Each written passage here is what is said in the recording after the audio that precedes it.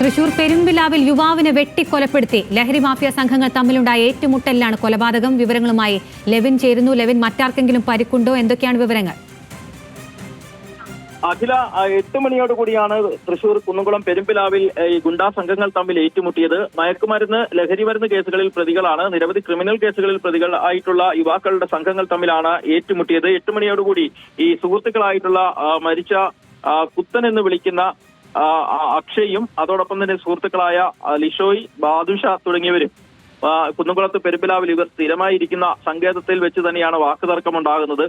അതിനുശേഷം ഈ 2 പേരും ചേർന്ന് കുത്തൻ എന്ന് വിളിക്കുന്ന അക്ഷയിനെ ആക്രമിക്കുകയായിരുന്നു. ആക്രമണത്തിൽ ഗുരുതരമായി പരിക്കേൽക്കുകയും വെട്ടേൽക്കുകയും ചെയ്തു. ഈ ആക്രമണത്തിന് ഇരയായ അക്ഷയ് തിരിച്ചും ആക്രമിച്ചു. ലുഷോയ്ക്ക് എന്ന് പറയുന്ന സുഹൃത്തായിട്ടുള്ള ഈ പ്രതിക്കും കൂടി പരിക്കേറ്റിട്ടുണ്ട് ഈ സംഘർഷത്തിൽ. സംഭവത്തിന് പിന്നാലെ കുന്നംകുളം താലൂക്ക് ആശുപത്രിയിൽ എത്തിച്ചെങ്കിലും ആശുപത്രിയിൽ എത്തുന്നതിന് പിന്നാലെ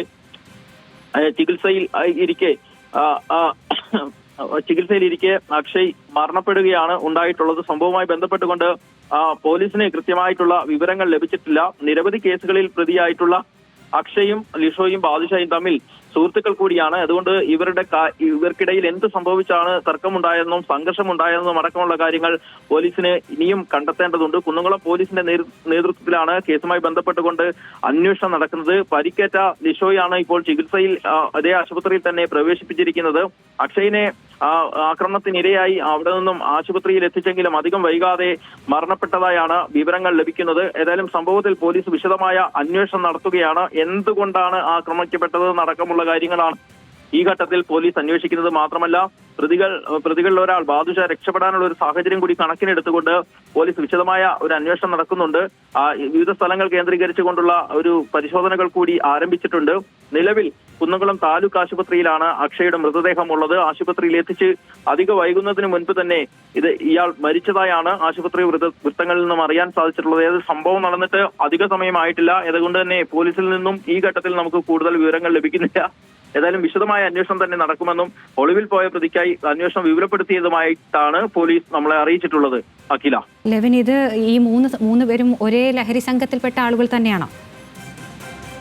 തീർച്ചയായും അത്തരത്തിൽ തന്നെയാണ് പോലീസിൽ നിന്നും മറ്റും നമുക്ക് ലഭിക്കുന്ന വിവരങ്ങൾ. ഇവരെല്ലാവരും തന്നെ നിരവധി ക്രിമിനൽ കേസുകളിൽ പ്രതിയാണ്. അതോടൊപ്പം തന്നെ കഞ്ചാവ്, ലഹരി മരുന്ന് കേസുകളിൽ ഇവർ പ്രതികളാണ്.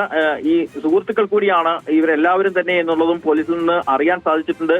എന്താണ് ഇതിനിടയിൽ സംഭവിച്ചതെന്നോ അല്ലെങ്കിൽ കൊലപാതകത്തിലേക്ക് കലാശിക്കാൻ കാരണമെന്നോ ഉള്ള കാര്യത്തിൽ പോലീസിനും ഇനിയും വ്യക്തത വന്നിട്ടില്ല. 8 മണിയോടുകൂടിയാണ് സംഭവം നടക്കുന്നത്. ഇവർ പെരുമ്പിലാവിൽ തന്നെ സ്ഥിരമായിരിക്കുന്ന സ്ഥലത്ത് വെച്ചാണ് ഈ സംഭവവും ഏറ്റുമുട്ടലും ഒക്കെ നടക്കുന്നത്. ഈ പെരുമ്പിലാവിലെ ആശുപത്രിയിലേക്ക് തന്നെയാണ് ആദ്യം പരിക്കേറ്റയാളെ കൊണ്ടുവന്നത്. പിന്നീട് കുന്നംകുളം താലൂക്ക് ആശുപത്രിയിലേക്ക് മാറ്റുകയും ചെയ്തു. അവിടെ വെച്ചാണ് മരണപ്പെടുന്നത്. അഖില, ശരി, ലെവിനാണ് വിവരങ്ങൾ നൽകിയത്.